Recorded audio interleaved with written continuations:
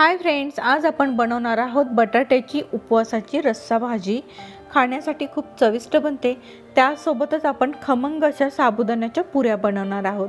आणि आज ज्या मी पुऱ्या बनवल्या आहे त्यासाठी मी बिलकुलही साबुदाणा भिजवलेला नाही। तरी तुम्ही इथे व्हिडिओमध्ये बघू शकता, या पुऱ्या अगदी सॉफ्ट अशा बनून तयार होतात आणि या पुऱ्या छान फुगतात देखील। चला तर आपण रेसिपीला सुरुवात करूया। तर सर्वात आधी आपण बनवणार आहोत साबुदाण्याच्या पुऱ्या। त्यासाठी इथे मी मिक्सरच्या भांड्यात 2 कप घेतला आहे साबुदाणा। हा साबुदाणा मी न भाजताच घेतलेला आहे।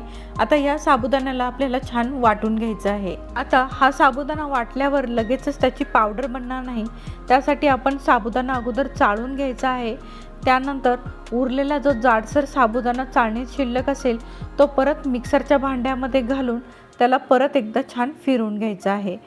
आता ह्या पुऱ्या बनवताना साबुदाणा एकदम पावडरच हवी असं काही नाही, तर तुम्ही इथे बघू शकता चाळणीमध्ये हा साबुदाणा ह्याप्रमाणे शिल्लक आहे, त्याला देखील मी वाटून घेतलेला आहे आणि त्याची देखील ह्याप्रमाणे पावडर बनवली आहे।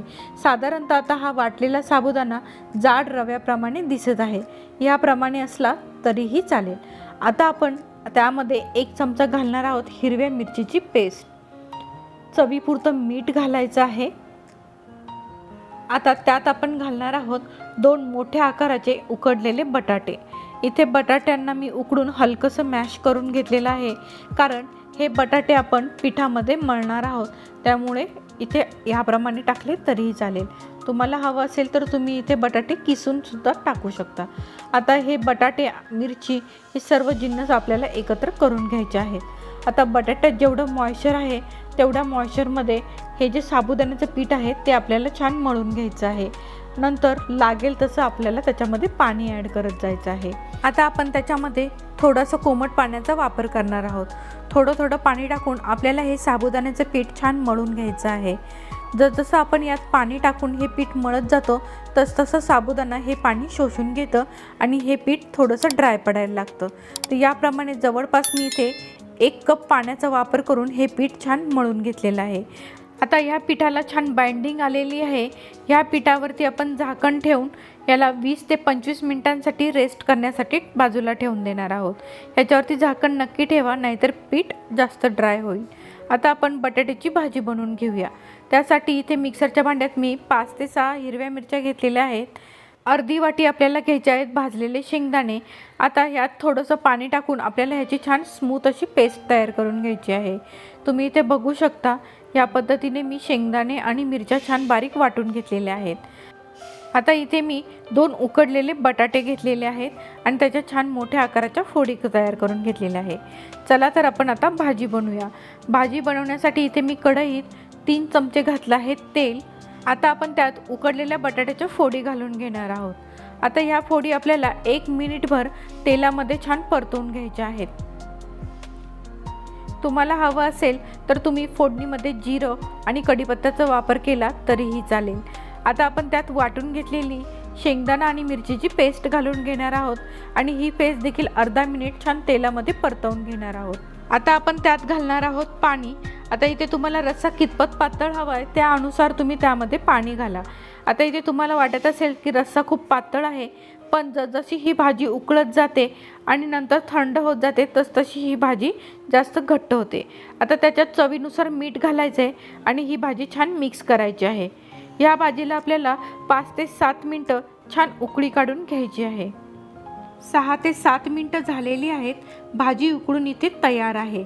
आता ही भाजी सर्व करताना जर तुम्ही त्यावरती लिंबू पिळून जर घातलं तर ही भाजी खाण्यासाठी खूप चविष्ट लागते। तुम्ही नक्की ट्राय करा। आता आपण साबुदाण्याचं पीठ चेक करूया। तर इथे 30 मिनिटांनंतर मी हे पीठ चेक करते, तर साबुदाण्याच्या पिठाने छान पाणी शोषून घेतलेलं आहे आणि साबुदाणा देखील छान भिजला गेलेला आहे। आता हे पीठ आपण मळून घेऊया। आता पीठ मळताना पीठ थोडंसं ड्राय वाटत आहे, त्यामुळे आपण थोडंसं पाणी त्यामध्ये घालायचं आहे आणि हे पीठ छान मळून घ्यायचं आहे। आता 1 ते 1.5 मिनटं ह्या पिठाला मी छान मळून घेतलेलं आहे। पीठ इथे तयार आहे। आता या पिठाचे आपल्याला छोटे छोटे गोळे तयार करून घ्यायचे आहेत। या आकाराचे मी इथे साबुदाण्याच्या पिठाचे गोळे तयार करून घेतले आहे। आता आपण पुरी लाटून घेऊया। पुरी लाटण्यापूर्वी आपण लाटणं आणि पोळपटाला तेल लावून घ्यायचं आहे, म्हणजे हे पीठ खाली चिकटत नाही। आता साबुदाण्याच्या पिठाचा एक गोळा घेऊन त्याला पोळपटावरती ह्या पद्धतीने चपटं करून घ्यायचं आहे आणि आपण पुरी लाटायला सुरुवात करूया। आता ही पुरी आपल्याला जास्त पातळ नाही करायची आहे, थोडीशी जाडसरच ठेवायची आहे। आता साबुदाण्याची पुरी लाटताना पुरीला खूप क्रॅक जातात, त्यामुळे वाटीच्या मदतीने ह्या पद्धतीने आपण पुरी कट करून घेणार आहोत, म्हणजे ही पुरी दिसायला देखील खूप छान दिसते। अशाच पद्धतीने आपण पुऱ्या करणार आहोत। आता इथे मी तुम्हाला दुसरी पुरी देखील करून दाखवते। तर ह्या पद्धतीने आपण पुरी छान जाड लाटून घ्यायची आहे। त्यानंतर वाटीच्या मदतीने आपण परत एकदा ह्या पुरीला कट करून घेणार आहोत। ह्याच पद्धतीने मी सर्व पुऱ्या लाटून घेतलेल्या आहेत। बाजूला मी गॅसवरती तेल देखील गरम होण्यासाठी ठेवलेलं आहे। तेल छान गरम झालं की त्यामध्ये एक छोटासा गोळा टाकून बघायचा आहे। जर तो गोळा पटकन वरती आला तर समजायचं आपलं तेल छान तापलं गेलेलं आहे। आता त्यात आपण 2 ते 3 पुऱ्या एकसाथ सोडणार आहोत आणि या पुऱ्या आपल्याला मध्यम आचेवरती छान तळून घ्यायच्या आहेत। साबुदाण्याच्या पुऱ्या नॉर्मल गव्हाच्या पिठाच्या पुरीप्रमाणे खूप जास्त टम्म फुगत नाही, खूप हलक्याशा या फुलल्या जातात। आता ह्याप्रमाणे आपण ह्या पुऱ्या दोन्ही साईडने छान फ्राय करून घ्यायच्या आहेत। फ्राय करताना ह्या पुऱ्यांना हलकं हलकंसं प्रेस देखील करायचं आहे। ह्या पुऱ्या गोल्डन कलर येईपर्यंत आपण छान फ्राय करून घेणार आहोत। आता ह्या पुऱ्या तळण्यासाठी मला 3 मिनिटे लागलेली आहेत।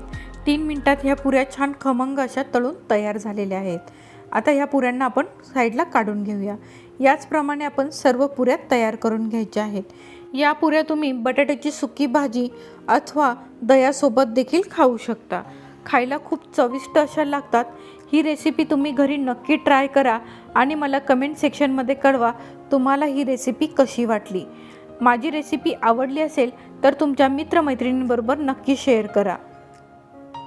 आता ह्या पुऱ्यांना देखील मी इथे 3 ते 4 मिनटं छान तळून घेतलेलं आहे। इथे पुऱ्या रेडी आहेत। ह्या पुऱ्या खायला खूप चविष्ट अशा लागतात। या नवरात्रीच्या उपवासाला तुम्ही ह्या पुऱ्या नक्की ट्राय करा, खूप सॉफ्ट अशा बनून तयार होतात। तर उपवासाला ही रेसिपी तुम्ही नक्की ट्राय करा। माझी रेसिपी आवडली असेल तर रेसिपीला लाईक नक्की करा। माझी रेसिपी पाहिल्याबद्दल धन्यवाद। परत भेटूया अशाच नवनवीन रेसिपीमध्ये। तोपर्यंत बाय बाय।